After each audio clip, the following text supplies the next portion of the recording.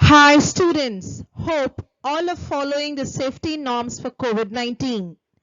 We, the chemistry teachers of SBO JC, make yourself best by making you to follow one more norms, stay home, stay safe and stay online for learning.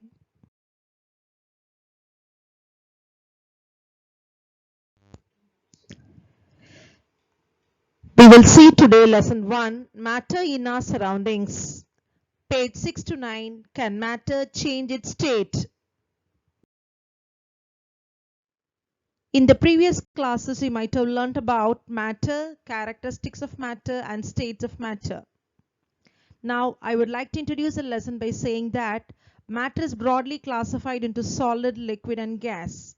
Solid state on heating gives liquid state. Liquid state on heating gives gaseous state. When gaseous state cools, it automatically gets converted to liquid state. Liquid state again on cooling gives solid state. In this session, we will learn about what happens inside the matter and to the particles of matter during the change of state. Matter can be changed from one form to the other when there is change of temperature as well as change of pressure.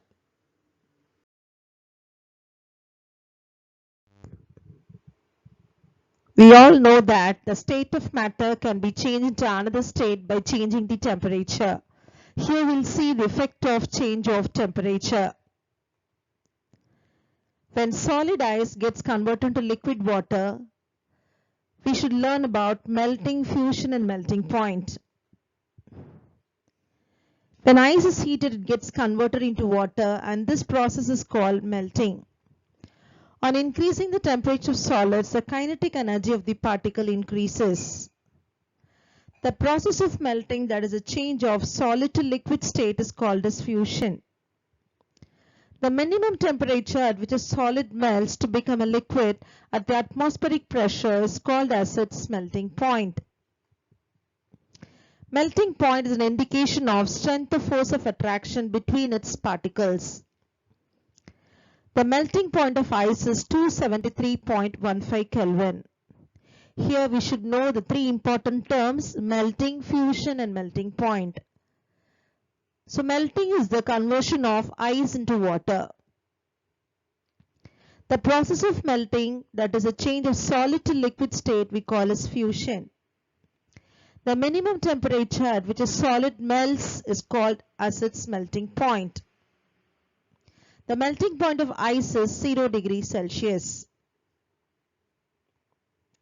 Now we'll see the experimental setup for the conversion of solid ice to liquid water.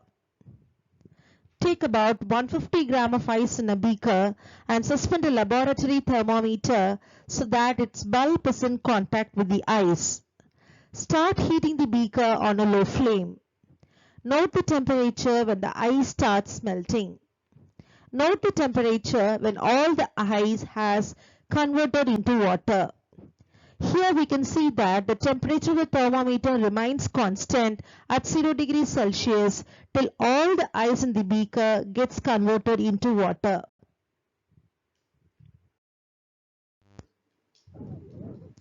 Now we'll see about the conversion of liquid water to gaseous water vapor. The three important terms what we're going to learn here are boiling, vaporization and boiling point. When water is heated, the water starts changing into water vapor. This process is called boiling. The process of boiling, that is a change of state from liquid to gas, is called vaporization. The temperature at which a liquid starts boiling at the atmospheric pressure is called its boiling point. The boiling point of water is 373 Kelvin, that is 100 degrees Celsius. So degree Celsius can be converted to Kelvin by adding 273 to the degree Celsius.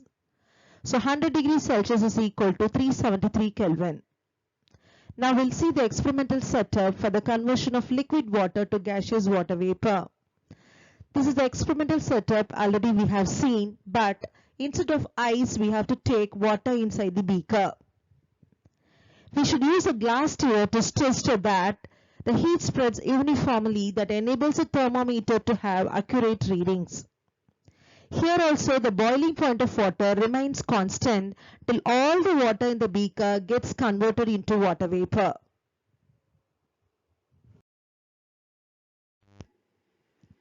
We have learned from the previous experiments that the temperature remains constant during the change of state. When solid ice gets converted into water, the temperature remains constant. Similarly, when the liquid water gets converted into water vapor, the temperature remains constant. This is because of the latent heat. When a solid melts or a liquid vaporizes, the temperature of the system does not change and it remains the same till all the solid melts or all the liquid vaporizes. This happens even though we continue to supply heat. The heat gets used up in changing the state by overcoming the force of attraction between the particles. As the heat energy is absorbed by ice as well as water without showing any rise in temperature, it is considered that it gets hidden into the contents of the beaker and is known as latent heat. This latent heat or the hidden heat is responsible for the temperature to remain constant for a substance to change from one state to the other.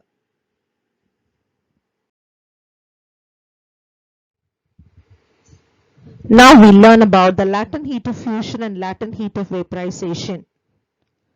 Water at 0 degrees Celsius have more energy as compared to the ice at 0 degrees Celsius due to the latent heat of fusion. The amount of heat energy required to change 1 kilogram of solid to liquid at the atmospheric pressure at its melting point is called the latent heat of fusion. We all know that fusion is a conversion of solid into liquid and it takes place at the melting point. So we can define the latent heat of fusion as the amount of heat energy required to change 1 kilogram of solid to liquid at the atmospheric pressure at its melting point. Similarly, particles of steam have more energy when compared to water at 373 Kelvin due to latent heat of vaporization.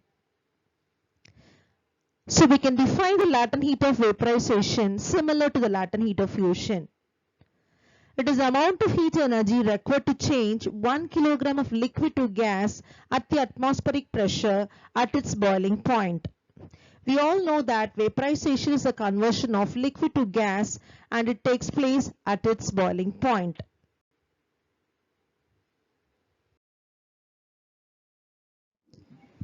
We all know that the conversion of solid ice to liquid water is called fusion. And similarly, the conversion of liquid water into gaseous water vapor is called vaporization. Here we learn about sublimation and the reverse of sublimation, that is the deposition. Sublimation is the conversion of solid to gas without becoming liquid. A change of state from gas to solid without becoming liquid is called deposition. Dry ice, ammonium chloride, camphor and iodine are examples of sublimable substances.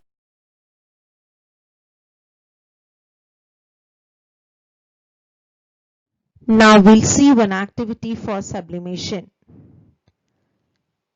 Take a china dish and add a few crystals of ammonium chloride.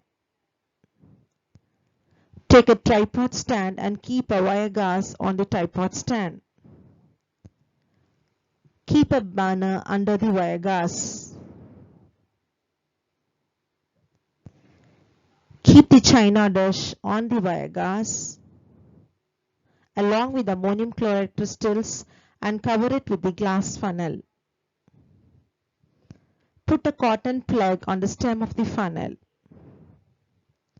Now ignite the gas burner.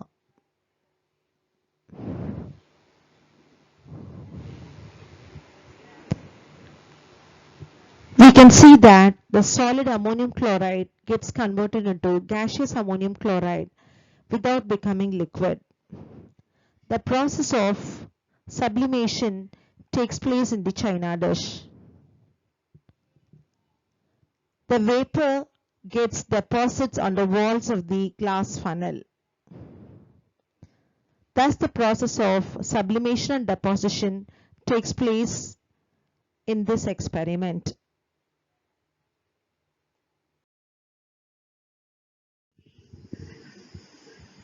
Now we'll see about the effect of change of pressure.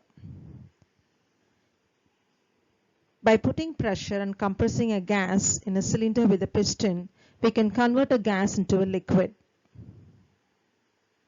We know the differences in states of matter are due to the difference in their constituent particles. By increasing the pressure, particles of matter can be brought close together. So by applying pressure and reducing temperature, we can even change a gas to liquid. How can we liquefy a gas? By applying pressure and decreasing temperature. Cooking gas and oxygen gas are stored in cylinders in the form of liquid by applying pressure and decreasing temperature.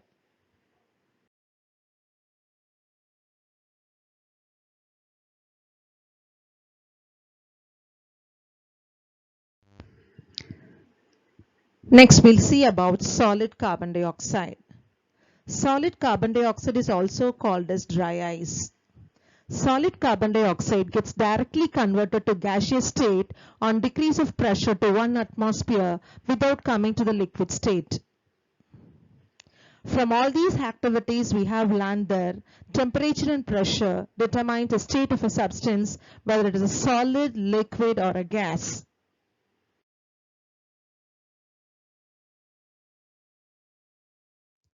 Interconversion of states of matter. We all know that the solid, when gets converted into liquid, the process we call as fusion. Similarly, the liquid, when get converted to gas, we call as vaporization. When solid gets converted into gas, we call the process sublimation.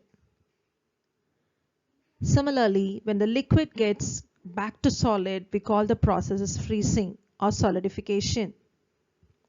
When gas gets converted into liquid, we call it as condensation. When gas gets converted into solid directly without becoming liquid, we call it as deposition. We all know that the interconversion of states of matter can be achieved only by changing the pressure and temperature. The first case, by increasing temperature and decreasing pressure, fusion, vaporization and sublimation takes place. The second case, by decreasing temperature and increasing pressure, solidification, condensation and deposition takes place. So from all these activities we have understood that temperature and pressure determines the state of a substance, whether it is a solid, liquid or a gas. I think now all of you might have understood that temperature and pressure play a major role in the conversion of state from one state to the another. Now we'll have some questions to think. Convert the following temperatures to the Celsius scale. The questions given are 498 Kelvin and 673 Kelvin. We all know that Kelvin scale can be converted to Celsius scale by subtracting 273 from the Kelvin scale. Convert the following temperatures to the Kelvin scale. The questions given are 37 degrees Celsius and 473 degrees Celsius. We all know that degree Celsius can be converted to Kelvin scale by adding 273 to the degree Celsius. What is the physical state of water at minus 10 degrees Celsius, 100 degrees Celsius and 350 degrees Celsius? For any substance, why the temperature remains constant during the change of state? Suggest a method to liquefy atmospheric gases. I hope all of you might have come out with the correct answers. I hope all of you might have understood the session. I am Sita B. Srinivasan signing off. Thank you. Activity to recall. Name A, B, C, D, E and F in the following diagram showing the change in its state.